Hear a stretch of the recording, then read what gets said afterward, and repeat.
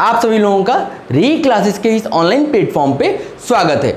तो जैसा कि बच्चों हम लोगों ने प्रीवियस क्लास में स्टैकोमेट्री पढ़ रहे थे, स्टैयोकेमेट्री हम लोग पढ़ रहे थे, तो चलिए आज भी हम लोग उसी से स्टार्ट करते हैं। थोड़ा सा बेसिक टर्म्स में आपको फिर से रिकॉल कराऊंगा कि जो हमने स्टैकोमेट्री पढ़ी थी उसका मतलब क्या था, मीनिंग ऑफ स्टैयोकेमेट्री।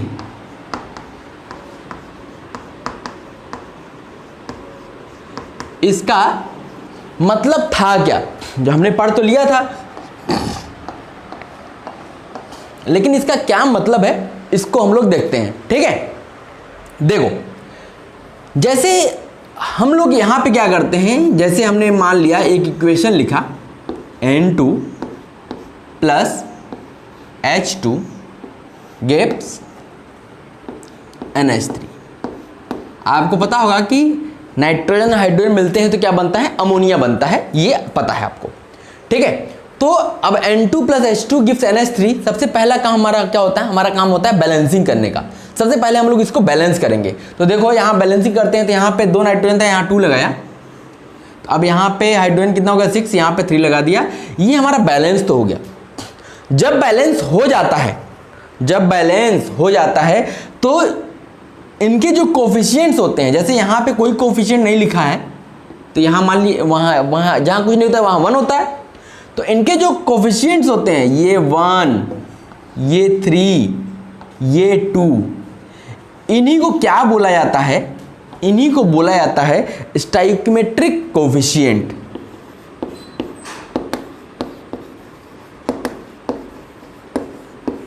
Stoichiometric coefficient.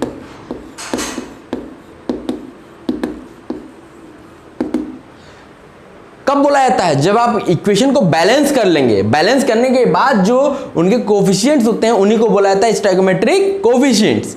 ठीक है, अब एक चीज आप जानते हो कि जो हमारा Na होता है, Na ये क्या होता है, एवोगैड्रो नंबर होता है। इसमें कितने पार्टिकल्स होते हैं, 6.023 into 10 to the power 23 particles, 23 atoms, कुछ भी कह लीजिए।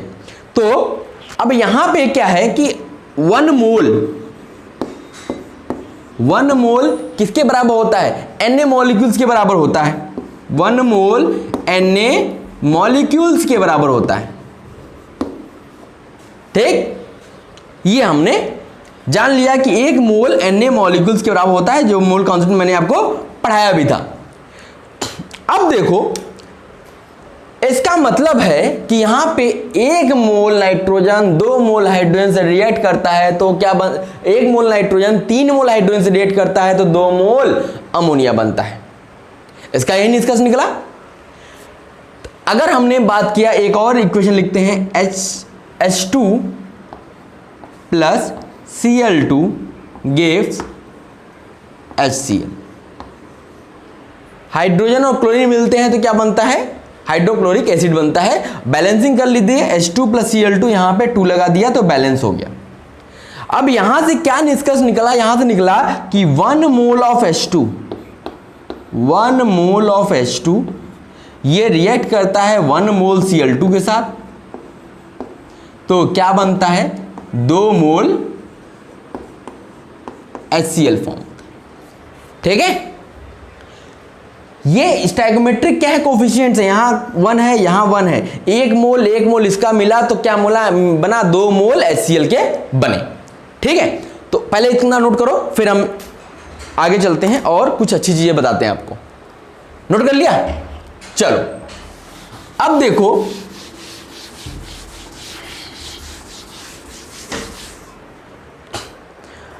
देखो जैसे हमने अभी जो इक्वेशन लिखा था,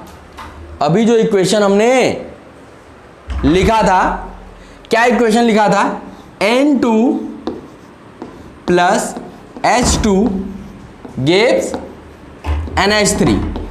हमने क्या लिखा था, N2 plus H2 gives NH3, ये हमने लिखा था। तो सबसे पहले हमने क्या किया, इसको बैलेंस किया। सबसे पहला काम हमारा क्या होता है, बैलेंसिंग करना। N2 plus H2 gives NH3। देखो बच्चों, N2 plus H2 gives NH3 है, तो सबसे पहले इसको बैलेंस कर लेते हैं। N2 है तो यहाँ 2 लगा दिया, और यहाँ पे 3 लगा दिया, हमारा इक्वेशन बैलेंस हो गया। ठीक, ये बैलेंस तो हो गया। अब यहां से देखो सबसे पहली चीज यहां पे क्या है, ये क्या है, ये क्या होता है, ये तो मॉलिक्यूल होता है ना, ये क्या है, ये है मॉलिक्यूल, मतलब वन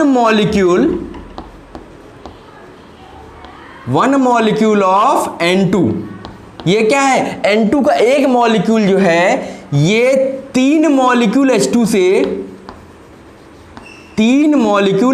से रिएक्ट करता है, तो क्या बनाता है भाई, 2 मॉलिक्यूल किसके बनाता है, 2 मॉलिक्यूल NH3 के बनाता है। यही चीज लिखी गई है। ये है क्या, ये तो मॉलिक्यूल है, एक मॉलिक्यूल नाइट्रोजन का 3 मॉलिक्यूल हाइड्रोजन से रिएक्ट करता है तो 2 मॉलिक्यूल अमोनिया बनता है। यही चीज लिखी गई है। अब देखो अगर हमने मान लिया, अगर हमने यहां पे हमने कर दिया 2 मॉलिक्यूल, 2 मॉलिक्यूल ऑफ N2, अगर हमने N2 के 2 मॉलिक्यूल ले लिए तो इसका मतलब इसको 2 से मल्टीप्लाई किया तो इसको भी 2 से मल्टीप्लाई कर दो तो इसके कितने मॉलिक्यूल हो जाएंगे, 6 मॉलिक्यूल, 6 मॉलिक्यूल ऑफ H2। तो ये कितना प्रोवाइड करेगा, जब ये 2 मॉलिक्यूल लिया, ये 6 मॉलिक्यूल लिया, तो ये इसका 2 टाइम्स क्या हो जाएगा, 4 मॉलिक्यूल आपको NH3 मिलेगा, 4 मॉलिक्यूल NH3 आपको मिलेगा। ये समझ में आ रहा है। तो अगर ऐसे ही हमने क्या किया, 1 से 2 किया, 2 से 3 कर सकते हैं, 3 से 4 कर सकते हैं, तो अब हमने क्या किया, हमने ले लिया Na मॉलिक्यूल ऑफ N2। हमने क्या किया, नाइट्रोजन के Na मॉलिक्यूल ले लिया, और इस तरीके से हाइड्रोजन के कितने मॉलिक्यूल लेने पड़ेंगे, 3 Na molecule, 3 Na molecule, 3 Na molecule of H2। जब हम 2 मॉलिक्यूल ले रहे थे, इसको 6 ले रहे थे, तो यहां पे 4 मॉलिक्यूल बन रहा था, 1 मॉलिक्यूल लिया, 3 मॉलिक्यूल लिया, 2 मॉलिक्यूल बना। तो अगर हमने Na मॉलिक्यूल लिया, यहां पे 3 Na मॉलिक्यूल लिया, तो यहां पे कितना बनेगा, 2 Na मॉलिक्यूल अमोनिया बनेगा, 2 Na मॉलिक्यूल क्या बनेगा, NH3 बनेगा। ठीक, और अभी आपने ऊपर पढ़ा कि Na मॉलिक्यूल किसके बराबर होता है, मोल के बराबर होता है ना, इसका मतलब ये हो गया 1 mole of N2, 1 mole of N2 ये 3 मोल ऑफ H2 से रिएक्ट करेगा, तो क्या बनाएगा भाई, 2 मोल NH3 बनाएगा। देखो हम मॉलिक्यूल से मोल में क्यों गए, रीजन ये है कि मॉलिक्यूल क्या होता है, बहुत छोटा होता है, मॉलिक्यूल क्या होता है, बहुत छोटा होता है, तो मॉलिक्यूल पे स्टडी करना कठिन काम है। तो हम लोग, अब मोल क्या होता है, बहुत बड़ी क्वांटिटी होती है, बहुत बड़ी क्वांटिटी पे एक्सपेरिमेंट करना, इसके बारे में सर्च करना ज़्यादा इजी है, इसलिए हमने इसको मोल में कन्वर्ट कर लिया। और हम आगे जो भी क्वेश्चंस लगाएंगे वो हम लोग मोल पे ही सॉल्व करेंगे। तो यहां से आप समझ में आ गया कि ये 1 मोल नाइट्रोजन 3 मोल हाइड्रोजन से रिएक्ट करता है तो 2 मोल अमोनिया बनता है। ये चीज हमको समझ में आ गई। अब 1 मोल नाइट्रोजन का मतलब हो गया 6.023 into 10 to the power 23 molecules of nitrogen. सोचो ये कितनी बड़ी क्वांटिटी हो गई। एक मॉलिक्यूल अभी रिएक्ट कर रहा था, अब इतने मॉलिक्यूल रिएक्ट कर रहे हैं, सोचो ये कितनी बड़ी क्वांटिटी हो गई। 6.023 टू 10 पावर 23। मैंने आपको मोल की औकात क्या थी आपको बताई थी ना, तो वो ध्यान रखिएगा। तो ये इतने मॉलिक्यूल और इसका 3 टाइम्स इतने मॉलिक्यूल रिएक्ट करते हैं तो इसका 2 टाइम्स मॉलिक्यूल बनाते हैं। समझ आया? तो ये हमारा फंडा था, इसको आप ध्यान रखेंगे कि अब हम लोग मोल पे ही बात किया करेंगे। ठीक है, तो इसको नोट कर लो। फिर आगे एक और इक्वेशन लेते हैं। नोट कर लिया? चलो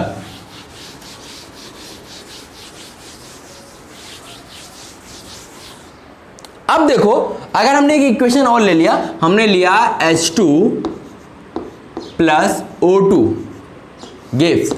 अब H2 और O2 मिलके क्या फॉर्म करते हैं? सबसे पहले इसको बैलेंसिंग करनी होती है, तो पहले प्रोडक्ट क्या बनेगा ये पता होगा तभी तो बैलेंसिंग करेंगे। तो बहुत सारे बच्चे क्या करेंगे, H2O2 लिया और यहां बैलेंसिंग करने के चक्कर में इसको लिख दिया H2O2, हाइड्रोजन परऑक्साइड बना दिया। तो ये तो गलत हो गया। तो आपको पहले ये पता होना चाहिए कि रिएक्टेंट जो मिल रहे हैं उसके बाद प्रोडक्ट बनेगा क्या। जब आप इक्वेशन लिखोगे तब तो बैलेंस करोगे, जब इक्वेशन ही नहीं लिखने आएगा तो बैलेंसिंग तो बहुत दूर की बात है। तो अब आपको यह पता होना चाहिए कि हाइड्रोजन और ऑक्सीजन मिलते हैं तो क्या बनता है, वाटर बनता है। तो वाटर का मॉलिक्यूल तो बनेगा, H2O तो बनेगा। अब ये बन गया, अब हम इसको बैलेंस करना चाहते हैं। तो अब देखो यहाँ हाइड्रोजन 2 है, यहाँ हाइड्रोजन 2 है, यहाँ 2 ऑक्सीजन है, वहाँ 1 ऑक्सीजन है। तो अब आप इसको बैलेंस करना चाहते हो तो यहाँ हाफ लगा दो। अब ये बैलेंस हो गया। देखो इक्वेशन को बैलेंस करने के बहुत सारे तरीके हैं, आप कैसे करते हो ये आपके ऊपर डिपेंड करता है। अब जैसे बहुत सारे बच्चे क्या करेंगे, इसको 2H2 plus O2 gives 2H2O करेंगे, तो ये भी बैलेंस्ड है। यहां 2 मोल हो गया, 1 मोल और 2 मोल बन रहा है।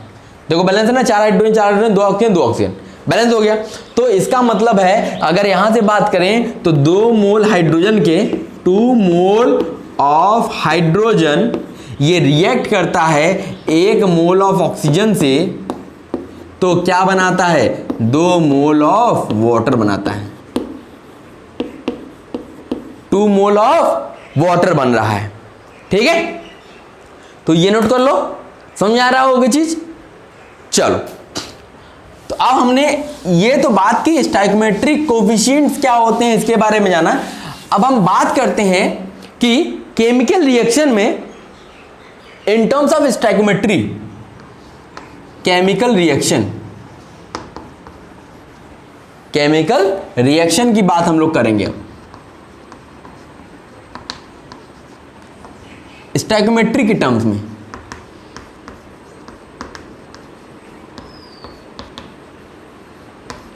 स्टोइकोमेट्रिक कोफिशिएंट अलग होता है और इक्वेशन को स्टोइकोमेट्री के टर्म्स में लिखना अलग चीज है। तो देखो अब क्या है ये हम बताते हैं आपको। देखो मोल निकालने के लिए हमने आपको फॉर्मूला लिखवाया था, 3 फॉर्मूले मैंने बताए थे। मोल निकालने के लिए मैंने आपको पहला फॉर्मूला बताया था कि गिवन क्वांटिटी अपॉन Na, ये पहला बताया था, given quantity upon Avogadro number. जब क्वांटिटी के टर्म में दिया हो, अगर वेट के टर्म में दिया है गिवन वेट अपॉन मोलर मास, मॉलिक्यूलर मास या मोलर मास, ठीक। तीसरा क्या बताया था कि volume at STP upon 22.4 litre.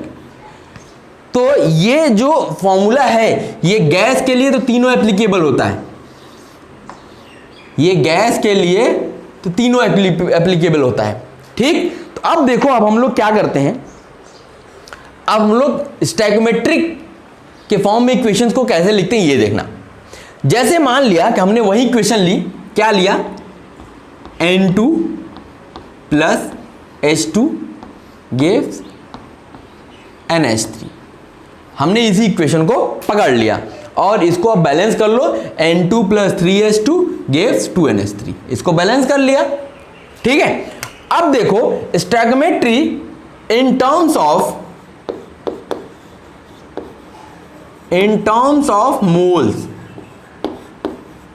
Moles के टर्म में देखो इसको कैसे लिखेंगे।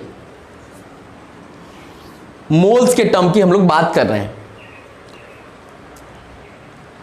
किसके टर्म्स की बात कर रहे हैं, मोल्स के टर्म की बात कर रहे हैं। तो देखो अगर मोल्स के टर्म में स्टोइकोमेट्रिक फॉर्म में इसको लिखना है केमिकल रिएक्शन को, तो कैसे लिखेंगे, यहां देखो 1 है तो 1 mole of N2, 1 mole N2 ये रिएक्ट करता है किससे, 3 मोल ऑफ H2, तो क्या बनाता है, 2 मोल NH3 बनाता है। ये तो किसके फॉर्म में हो गया, मोल के फॉर्म में हो गया, किसके फॉर्म में हो गया, मोल के फॉर्म में हो गया, ठीक है। अब आगे चलो, अब हम दूसरा क्या फॉर्मूला पढ़े हैं, इसमें पहला क्या है, क्वांटिटी के फॉर्म में। अगर मान लो in terms of Q, stoichiometry in terms of Q के टर्म में लिखना है, क्वांटिटी के फॉर्म में अगर लिखना हो तो क्या होगा, देखो क्यू की वैल्यू निकालोगे तो क्या होगा, मोल्स इंटू एन ए।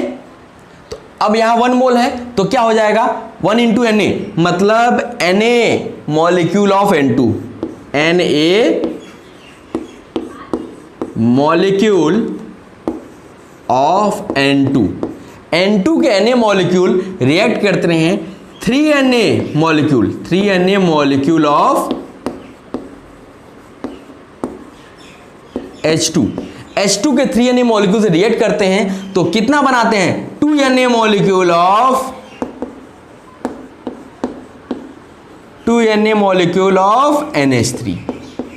NH3 के कितने मॉलिक्यूल बनाते हैं 2Na मॉलिक्यूल बनाते हैं। तो ये तो हो गया हमारा किसके टर्म्स में, ये हो गया हमारा क्वांटिटी के टर्म्स में, इन टर्म्स ऑफ क्वांटिटी।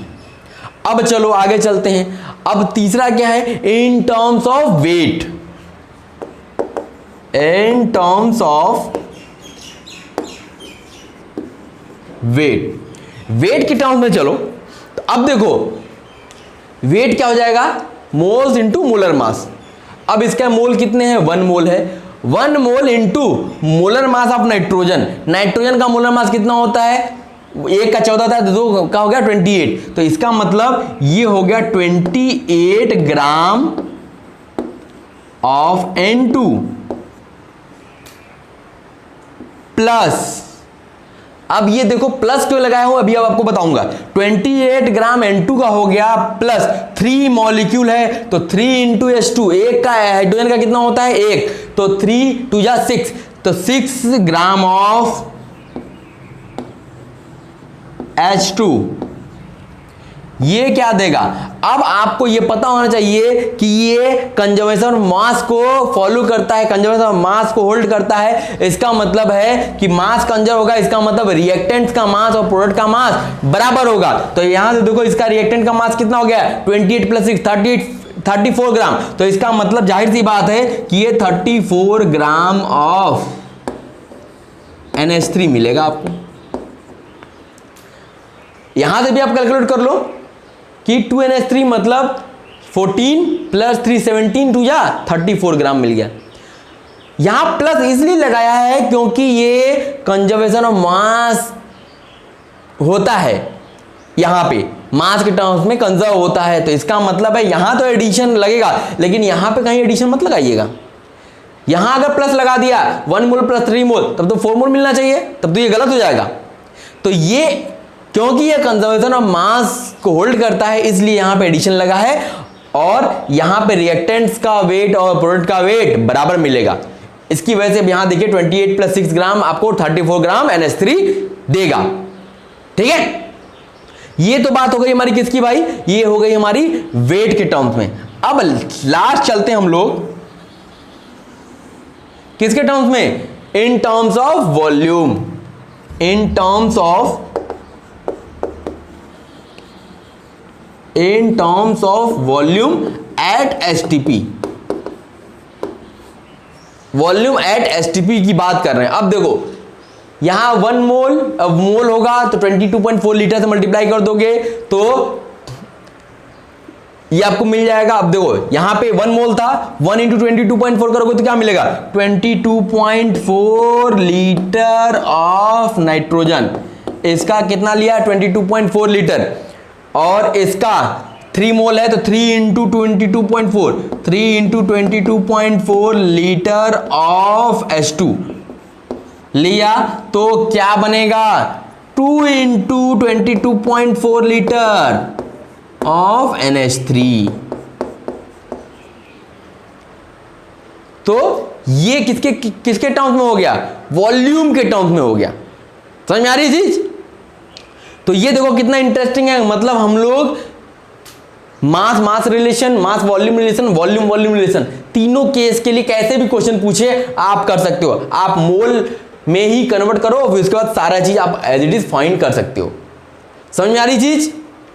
चलो तो इसको आप नोट करो, फिर हम आगे कुछ क्वेश्चंस लेते हैं, अच्छे अच्छे क्वेश्चंस लेंगे ताकि चीजें आपकी और अच्छे से क्लियर हो जाएं।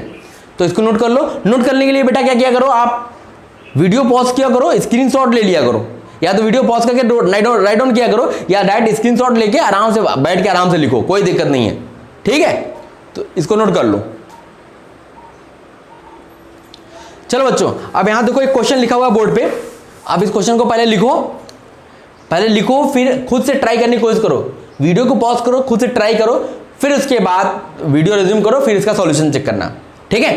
तो पहले आप नोट कर लो, क्वेश्चन लिखा हुआ है after heating of x gram of sodium bicarbonate, आपने x ग्राम सोडियम बाइकार्बोनेट को हीट किया, 5.6 litre of CO2 gas liberated, कितनी गैस लिबरेट हो रही है, निकल रही है 5.6 लीटर एट STP पे। तो कहता है then find the value of x, आपसे पूछ क्या रहा है कि वैल्यू ऑफ x बताइए। तो चलो हम क्वेश्चन सॉल्व करना शुरू करते हैं। अब सबसे पहले देखो, जब भी स्टैकोमेट्रिक इक्वेशंस के क्वेश्चंस करने हैं तो आपको सबसे पहले आपको केमिकल इक्वेशन लिखना आना चाहिए, अगर ये आएगा तभी आप क्वेश्चन कर पाओगे। तो देखो क्या कहता है कि सोडियम बाइकार्बोनेट को हीट किया गया। अब सोडियम बाइकार्बोनेट का फॉर्मूला आपको पता होना चाहिए, क्या होता है, याद है, NaHCO3। अब इसको क्या करना है, आपको हीट करना है। अब इतना तो दिया है, लेकिन आपको क्या मिलेगा ये आपको पता होना चाहिए, ये क्वेश्चन में नहीं देगा, ये आपको पता होना चाहिए कि इसको हीट करने पे क्या मिलेगा। तो अब मैं आपको यहां बता देता हूं कि इसको हीट करोगे तो आपको मिलेगा sodium carbonate Na2CO3 plus H2O मिलेगा प्लस CO2 मिलेगा, ठीक। अब देखो, अब यहां इसको बैलेंस करने की बात करो तो यहां पे 2 Na है, यहां पे 1 Na, यहां पे 2 लगा दिया, तो देखो शायद ये बैलेंस हो गया, हाँ ये आपका टोटली बैलेंस हो गया। तो अब देखो क्या कहता है कि आपने x ग्राम सोडियम बाइकार्बोनेट लिया, इसको हीट किया, तो आपको 5.6 लीटर CO2 गैस मिल रही है। अब देखो रिलेशन किसके किसके बीच में दिया है, बस वही चीज हमें चाहिए और बाकी से हमें मतलब नहीं है, मतलब सोडियम बाइकार्बोनेट और CO2 में रिलेशन हमको लेना है। तो देखो अब हम लोग मोल कॉन्सेप्ट यूज करेंगे, तो मोल्स ऑफ NaCO3 अपॉन इसका स्टोइकोमेट्रिक कोएफिशिएंट कितना है 2, और मोल्स ऑफ CO2 अपॉन इसका स्टोइकोमेट्रिक कोएफिशिएंट क्या है 1। अब यहां से देखो ये हमने लिख लिया, तो यहां से हमको क्या मिल गया, यहां से मिला कि मोल्स ऑफ NaCO3 ये क्या हो गया 2 टाइम्स मोल्स ऑफ CO2। ये हमको रिलेशन मिल गया कि NaCO3 का मोल्स निकालना है तो मोल्स ऑफ CO2 के 2 टाइम्स के बराबर होगा। अब हम बात करते हैं, क्योंकि CO2 का वॉल्यूम दिया हुआ है तो हम इसके मोल्स निकाल लेते हैं, मोल्स ऑफ CO2। अब देखो जब वॉल्यूम STP पे दिया है तो इसका मोल्स निकालने का फॉर्मूला भी लिखा था ना, V अपॉन 22.4 लीटर, ये V STP पे है और 22.4 लीटर। तो अब देखो V STP पे दिया है 5.6 अपॉन 22.4, तो अब यहां से देखो डिवाइड हो जाएगा, ये आएगा 1/4। इसका मतलब CO2 के मोल्स कितने आ गए, 1/4 मिल गए। तो अब हम NaCO3 का मोल्स निकाल लेते हैं, मोल्स ऑफ NaHCO3, इसके कितने मोल्स मिलेंगे 2 × 1/4, दैट मीन्स 1/2 मोल। अब जब हमें मोल में ही आता है तो और वेट निकालना होता है तो हम रिलेशन जानते हैं ना, moles NaCO3 equal to weight upon molecular mass of NaCO3, ठीक।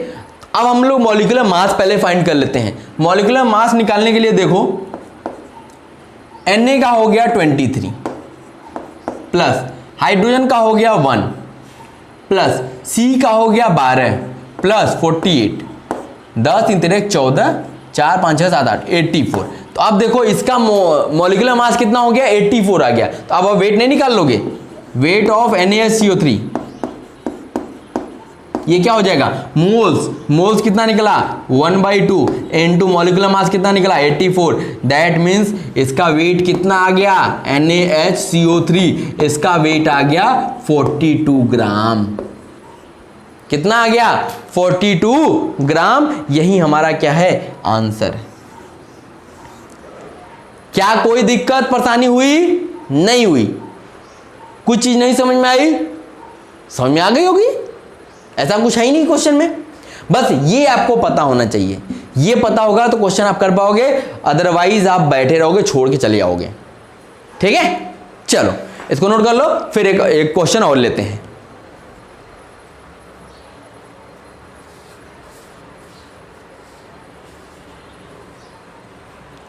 ठीक है, हो गया, चलो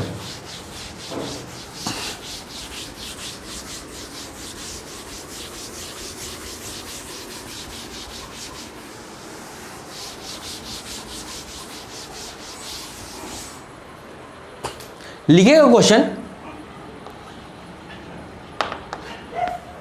after heating 17 gram of after heating 17 gram of silver nitrate, silver nitrate ये क्या है, सॉलिड फॉर्म में। After heating 17 gram of silver nitrate, find out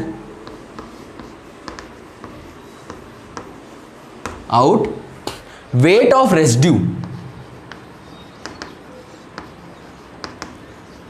residue of chemical equation.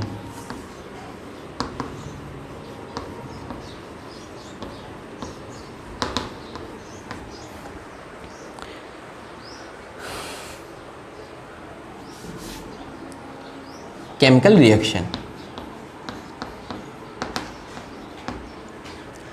देखो अब ये क्वेश्चन क्या कहता है, क्वेश्चन पढ़ो, इसमें ज्यादा कुछ दिया तो नहीं है, लेकिन हमारे काम भर का सब चीज दिया हुआ है। क्वेश्चन देखो क्या कहता है कि after heating 17 gram of silver nitrate, आपने सिल्वर नाइट्रेट लिया, उसका 17 ग्राम लिया, उसको हीट किया, तो हीट किया तो कहता है कि find out the weight of residue. अब रेसिड्यू जो बचेगा, हीट करने के बाद जो चीज बचेगी उसका वेट बताना है, उसका वेट बताना है। तो सबसे पहला काम हमारा बच्चा क्या होगा, हमारा सबसे पहला काम होगा कि इक्वेशन लिखना। सिल्वर नाइट्रेट क्या होता है, AgNO3, AgNO3 सिल्वर नाइट्रेट का फॉर्मूला है। आपने इसको क्या किया, हीट किया, ये हीट करने का साइन है। आपने क्या किया, इसको हीट किया, तो क्या बनेगा पहले ये पता होना चाहिए। देखो जब सिल्वर नाइट्रेट को हीट किया जाता है तो सिल्वर मिलता है, प्लस इसके साथ साथ क्या होता है कि नाइट्रोजन डाइऑक्साइड गैस मिलती है NO2 प्लस ऑक्सीजन मिलती है। जब इतना पता होगा तब तो हम क्वेश्चन को कर पाएंगे, अदरवाइज कर नहीं सकते। अब ये क्या है, ये है सॉलिड, ठीक। अब यहां पे क्या है कि यहां पे Ag जो है ये आपको सॉलिड फॉर्म मिलता है, NO2 क्या है, गैस है, और ऑक्सीजन भी क्या है, गैस है। सबसे पहले देखो बैलेंस है कि इक्वेशन क्या नहीं, Ag 1 है, N 1 है, O 2 और वहां पे 4 है, तो यहां क्या कर दिया, हाफ कर दिया। अब ये देखो इक्वेशन बैलेंस हो गई, अब ये इक्वेशन बैलेंस हो गई। अब सोचो कि पहले क्या कहना चाहता है क्वेश्चन कह रहा है कि 17 ग्राम ऑफ सिल्वर नाइट्रेट को हमने हीट किया, तो जो रेसिड्यू बचा, अब देखो रेसिड्यू बचेगा क्या, पहले ये बात कर लेते हैं। देखो जब सिल्वर नाइट्रेट को हीट करते हो तो ये गैस है, ये गैस तो उड़ जाएगी, ये भी गैस है, उड़ जाएगी, बस बचेगा क्या, ये Ag ही तो बचेगा, बस ये Ag ही तो बचेगा। यही इसका मतलब यही तो रेसिड्यू हो गया, यही क्या हो गया, यही हमारा रेसिड्यू हो गया। तो अब इससे ये समझ में आया कि अब हमें इसके रिलेशन की बात कर रहा है, इन दोनों के रिलेशन की बात कर रहा है, उससे हमें कोई मतलब नहीं है। तो अब यहां से क्या समझ में आया कि यहां से देखो इसका 1 मोल है, इसका 1 मोल है, इसका मतलब हो गया मोल्स ऑफ AgNO3 अपॉन इसका स्टोइकोमेट्रिक कोफिशिएंट 1 और मोल्स ऑफ Ag अपॉन इसका स्टोइकोमेट्रिक कोफिशिएंट 1। तो इसका मतलब हो गया, यहां से आपको मिल गया कि मोल्स ऑफ AgNO3 ये किसके इक्वल हो गया, मोल्स ऑफ Ag के। ये एक रिलेशन हमको मिल गया। जब ये हमको मिल गया तो हमारा काम हो गया आसान, हमारा काम हो गया आसान। अब गिवन वेट किसका दिया हुआ है, सिल्वर नाइट्रेट का दिया गया है, इसका मतलब हम लोग इसका मोल्स फाइंड कर सकते हैं। तो चलो हम लोग मोल्स निकालते हैं AgNO3 का। AgNO3 का हम लोग मोल्स फाइंड करते हैं। तो गिवन वेट क्या होता है, W by molar mass of AgNO3। ठीक, अब देखो मोलर गिवन मास तो हमको दिया है 17 ग्राम, क्या दिया है 17 ग्राम। अब आ जाते हो मोलर मास की तरफ। मोलर मास क्या होगा AgNO3 का, Ag का कितना होता है, Ag का आपको होता है 108, Ag का हो गया 108 प्लस 14 हो गया नाइट्रोजन का, प्लस 48 हो गया ऑक्सीजन का, 16 4 20 4 5 6 7 170। इसका मतलब ये हो गया 170 ग्राम पर मोल। यूनिट लिख लिया करो तो ज्यादा इजी रहा करेगा। अब ग्राम ग्राम कैंसिल हो गया, ये क्या मिल गया 1/10 मोल, 1/10 मोल। ये मोल्स किसके आ गए, AgNO3 के मोल्स आ गए। इसका मतलब Ag के भी मोल्स यही होंगे, क्योंकि हमने रिलेशन निकाला है। अब हमसे क्या पूछा था, हमसे पूछा था कि वेट निकालना है। तो अब आप क्या करो, मोल्स ऑफ Ag हमें पता है ये क्या होता है, wait upon molar mass of Ag। ठीक, तो यहां से वेट क्या मिल जाएगा, moles of Ag 1/10 into molar mass of Ag कितना 108। तो यहां से देखो बच्चा क्या मिल गया, ये मिल गया 10.8 ग्राम। ये हमारा क्या आ गया, वेट आ गया। किसका आ गया, जो रेसिड्यू बचेगा उसका वेट हमको मिल गया। और रेसिड्यू बचेगा क्या, वो सिल्वर, प्योर सिल्वर मिलेगा हमको। समझ में आया कुछ। तो इस टाइप के क्वेश्चन में देखो बच्चों, क्वेश्चन में क्या होता है, क्वेश्चन बस आपको ये पता होगा तो क्वेश्चन में कुछ नहीं है। फिर तो मोल कॉन्सेप्ट आप पूरा पढ़ ही चुके हो, सारा निकालना तो आपको सिखाई दिया हूं। आता है ना, नहीं आता है तो आप बार बार वीडियोस को देखो, रिवाइंड करो, पॉज करो, देखो, समझो, नोट्स बनाओ, तब आगे समझ में आएगा चीजें। ठीक है, इसको नोट करो। फिर और दो छोटे छोटे क्वेश्चन हम लोग लेते हैं।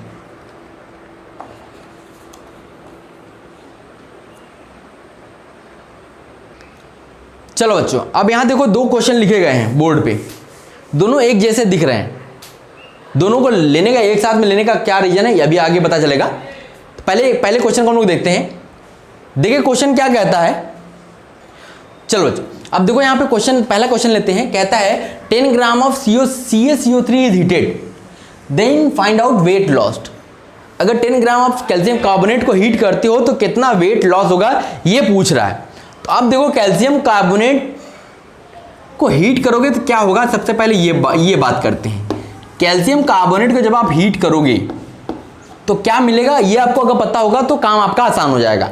तो देखो कैल्शियम कार्बोनेट जब आप हीट करते हो तो क्या मिलता है, कैल्शियम ऑक्साइड मिलता है प्लस CO2 मिलती है। अब देखो यहां पे एक चीज है कि कैल्शियम कार्बोनेट ये क्या है, सॉलिड फेज में पाया जाता है, ये भी सॉलिड है, और ये क्या है, ये गैस है। तो इसका मतलब है जब रिएक्शन हो जाएगा तो इसका मतलब है कि ये इसमें कन्वर्ट होगा, लेकिन ये गैस उड़ जाएगी। तो इसका मतलब वेट जो लॉस हो रहा है किसके कारण हो रहा है, इसके कारण हो रहा है। ये जितना ये उड़ेगा उतना ही वेट लॉस होगा। तो इसका मतलब है अब हमें रिलेशन इसके बीच में स्टेब्लिश कर लेना है और काम हमारा आसान हो जाएगा। यहां भी ये एक 1 मोल है, यहां भी एक 1 मोल है। तो इसका मतलब यहां से ये हो गया कि मोल्स ऑफ CaCO3 ये इक्वल किसके हो गया, मोल्स ऑफ CO2 के। ये हमको मिल गया। अब देखो वेट किसका दिया है, CaCO3 का, तो हम इसका मोल्स निकाल सकते हैं। CaCO3 का मोल्स निकालते हैं। तो ये क्या हो गया, given mass, given weight upon molecular मास। तो अब देखो गिवन वेट तो मिल गया 10 ग्राम। अब इसका हम लोग क्या करते हैं, CaCO3 का मॉलिक्यूलर मास निकालते हैं। देखो कैल्शियम का होता है 40 प्लस, अब CO3 का डायरेक्ट याद रखो, इसका होता है 60। तो अब इसका क्या हो गया 100, क्या हो गया 100 हो गया। इसका मतलब 10 ग्राम अपॉन 100 ग्राम पर मोल, 100 ग्राम पर मोल। तो यहां से क्या मिल गया 1/10 मोल, 1/10 मोल। तो अब ये NaCO3 का मिल गया, इसका मतलब मोल्स ऑफ CO2 का भी क्या हो गया 1/10 मोल ही मिलेगा मोल्स ऑफ CO2 का। अब हमें क्या निकालना है, वेट निकालना है CO2 का। तो आपको पता है कि moles of CO2 is equal to weight upon molar mass, तो इसका मतलब है वेट निकालना है। तो अब ये क्या हो गया, moles of CO2 1/10 into molar mass कितना हो गया, 60 हो गया CO2 का, सॉरी CO2 12 32 48 32 42 44। तो अब यहां से वेट क्या मिल गया भाई, 4.4 ग्राम। ये क्या हो गया, ये हमको मिल गया वेट किसका, वेट लॉस। यही हमारा क्या है, यही हमारा वेट लॉस है। क्यों लॉस है, क्योंकि आपकी कार्बन डाइऑक्साइड गैस तो बचेगी नहीं, वो तो उड़ जाएगी, गैस है इसलिए उड़ जाएगी तो इसका मतलब उतना ही वेट तो कम होगा, क्योंकि बाकी तो इसमें कन्वर्ट हो जाएगा, लेकिन ये गैस जो बनके उड़ी वही तो हमारा वेट लॉस होगा। इसका मतलब वेट लॉस कितना होगा, 4.4 ग्राम वेट लॉस होगा। ये तो बात इसकी हो गई। अब ये क्वेश्चन देखो, अब बहुत सारे बच्चे क्या सोचेंगे कि भैया सोडियम कार्बोनेट और कैल्शियम कार्बोनेट एक जैसा दिख रहा है, तो आप क्या करो, सोडियम कार्बोनेट लिखा Na2CO3 और इसको क्या बना दिया। अगर इक्वेशन को बनाना नहीं आता है, नहीं पता है क्या बनता है, तो यहां से देखेंगे, लिखेंगे NaO प्लस CO2 और पूरा कैलकुलेशन करके आंसर निकाल देंगे। ऑप्शन में वो आंसर भी दिया रहता है। जब आप एग्जामिनेशन में बैठते हो तो आप जो गलती करके आंसर निकालते हो वो आंसर जरूर दिया होता है, वो इसीलिए सेट किया जाता है ताकि आप वो गलती करो जिससे वो आंसर आए। और बहुत सारे बच्चे बेटा वही गलती करते हैं। तो एग्जामिनर जब क्वेश्चन सेट करता है तो इसी हिसाब से सेट करता है कि आप वो गलती करो जो गलती जनरली बच्चे करते हैं, और वो आंसर वो निकालो जो वहां पे दिया हो। तो बच्चे निकालते हैं आंसर, वो मारते हैं, टिक करते हैं, आगे चले जाते हैं, तो वो चीज गलत है। तो अगर आपको पता है तब तो आप काम कर पाओगे, नहीं पता है तो आप छोड़ के चले जाओगे क्वेश्चन को। देखो Na2CO3 जो होता है, सोडियम कार्बोनेट जो होता है, ये क्या होता है, थर्मली स्टेबल होता है।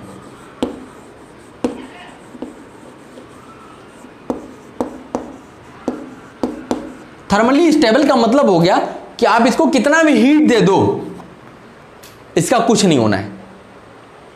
इसको कितना भी गर्म कर लो, ये ऐसे ही क्या ऐसे ही रहेगा, मतलब कोई रिएक्शन बनने होगा ही नहीं, कोई रिएक्शन नहीं होगा। तो इसका मतलब वेट लॉस क्या हो गया, वेट लॉस हो गया 0 ग्राम। वेट लॉस कितना हो गया, 0 ग्राम, क्योंकि कुछ चेंज हुआ ही नहीं। जब चेंज नहीं हुआ तो किस चीज का वेट लॉस निकालेंगे हम लोग, तो 0 ग्राम वेट लॉस होगा। हाँ, इसका मोल्स आप निकाल सकते हो, क्योंकि गिवन वेट दिया है मोल्स निकालने के लिए आप मोल्स निकाल सकते हो Na2CO3 का।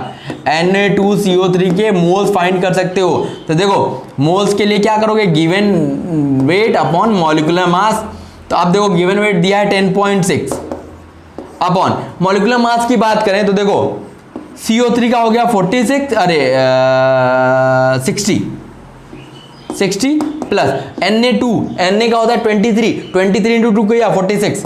तो इसका क्या होता है मॉलिक्यूलर मास 106, इसका मॉलिक्यूलर मास 100 होता है, इसका मॉलिक्यूलर मास 106 होता है। देखो 10.6 लिखने का रीजन यही था, 106। तो ये क्या आ गया, ये भी 1/10 मोल आया। तो इससे तो मोल्स आप निकाल सकते हो, लेकिन आप वेट लॉस नहीं निकाल पाओगे, क्योंकि ये इक्वेशन रिएक्शन होगा ही नहीं। कितना भी गर्म कर लो Na2CO3 को, आपको एज इट इज मिलेगा। तो जब कुछ चेंज ही नहीं हुआ तो वेट लॉस कहां से होगा। तो ये याद रखिएगा आप हमेशा, ठीक। ऐसे क्वेश्चंस, ट्रिकी क्वेश्चंस पूछे जाते हैं एग्जाम में। ओके, चलो नोट करो, फिर हम लोग आगे कुछ स्टैंडर्ड इक्वेशन में आपको बता देता हूं। जो इंपॉर्टेंट इक्वेशंस हैं उसके बारे में आपको पता होना चाहिए, नोट कीजिएगा।